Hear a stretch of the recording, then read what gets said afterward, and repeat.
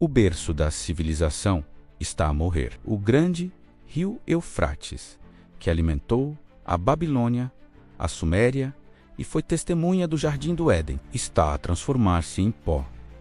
A NASA e os cientistas dizem que é culpa das alterações climáticas e das barragens na Turquia. Mas para aqueles que conhecem as profecias antigas, a seca do Eufrates não é um desastre ecológico, é um relógio a contar o tempo. A Bíblia fez uma previsão específica há 2000 anos. Não disse que o rio secaria por acaso, disse que ele secaria para preparar o caminho para o fim. Em Apocalipse, capítulo 9, verso 14, uma ordem é dada: solta os 4 anjos que estão presos junto ao grande rio Eufrates. Você ouviu bem, presos. O que está acorrentado no fundo daquele rio não são peixes nem ruínas, são entidades. E agora que a água baixou, a prisão está a abrir-se. Hoje, neste documentário, vamos investigar a fundo o que está acontecendo no Iraque e o que isso significa para o seu futuro. Para entender o terror do que está por vir, precisamos voltar ao início. Por que o Eufrates? Por que Deus escolheria este rio específico para prender os anjos mais perigosos da existência? O livro de Gênesis diz que o Eufrates era um dos 4 rios que saíam do Jardim do Éden. Foi nas margens deste rio que a humanidade foi criada. Foi aqui que o primeiro pecado foi cometido. E foi aqui que o primeiro homicídio aconteceu, quando Caim matou Abel. Mas não para por aí. Foi nesta mesma região que Nimrod construiu a Torre de Babel, desafiando o próprio Deus. A antiga Babilônia, o símbolo máximo da rebelião humana e da feitiçaria, bebia das águas do Eufrates. Este lugar é um portal espiritual. Há uma razão para Satanás ter estabelecido o seu trono ali na antiguidade. O solo do Iraque e da Síria está encharcado de sangue e rituais milenares. Ao secar este rio, Deus não está apenas a tirar a água, Ele está a remover o véu que separava o nosso mundo do abismo espiritual que foi selado há milênios. Vamos analisar o texto sagrado com cuidado. Apocalipse 9 fala de 4 anjos. Muitos cristãos confundem estes com demônios comuns que atormentam as pessoas hoje. Mas pensem comigo.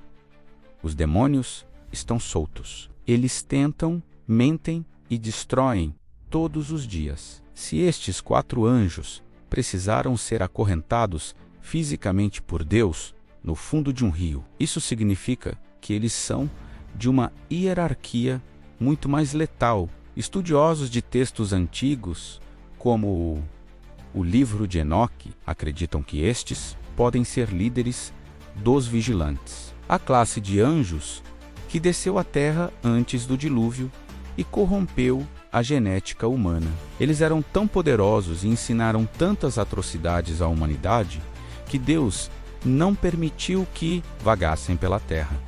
Eles foram presos em abismos de escuridão. A profecia diz que eles foram guardados para a hora, o dia, o mês e o ano exatos. Existe uma data marcada no calendário de Deus, e a seca do rio é o sinal de que a data chegou. Recentemente, vídeos estranhos começaram a circular na internet. Moradores locais no Iraque relatam ouvir gemidos e sons de metais a bater vindos de fendas que se abriram no leito seco do rio. Embora muitos destes vídeos possam ser falsos, a realidade arqueológica é inegável. Com a seca, cidades inteiras que estavam submersas há 3.000 anos reapareceram. Arqueólogos encontraram túneis e tumbas que datam da época do Império Mitanni. Mas o que mais preocupa não são as potes de barro, e sim o que essas civilizações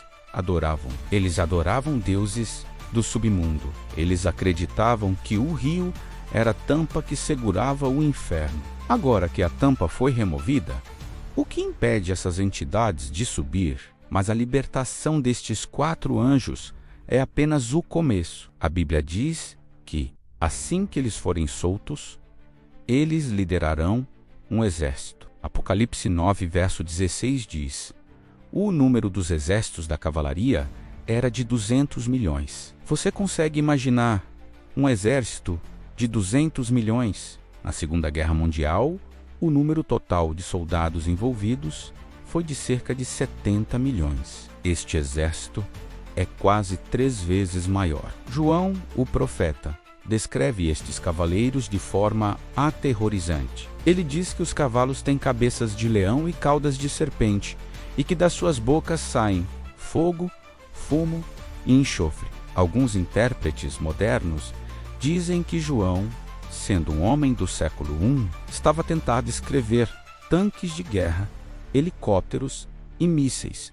com a linguagem que ele conhecia. Fogo, fumo e enxofre seria a pólvora e a radiação. Outros acreditam que será uma invasão sobrenatural, literal, demônios materializados. De qualquer forma, o objetivo é claro: matar a terça parte da humanidade. Há outro detalhe em Apocalipse 16 que se conecta perfeitamente com a geopolítica atual. A profecia diz que o Eufrates secaria para preparar o caminho para os reis que vêm do Oriente. Olhe para o mapa. A leste do Eufrates estão potências como o Irão, a China e a Rússia. Historicamente, o rio Eufrates sempre foi uma barreira natural que protegia Israel de invasões do leste. Sem água, essa barreira desaparece. Hoje, com o rio seco, exércitos mecanizados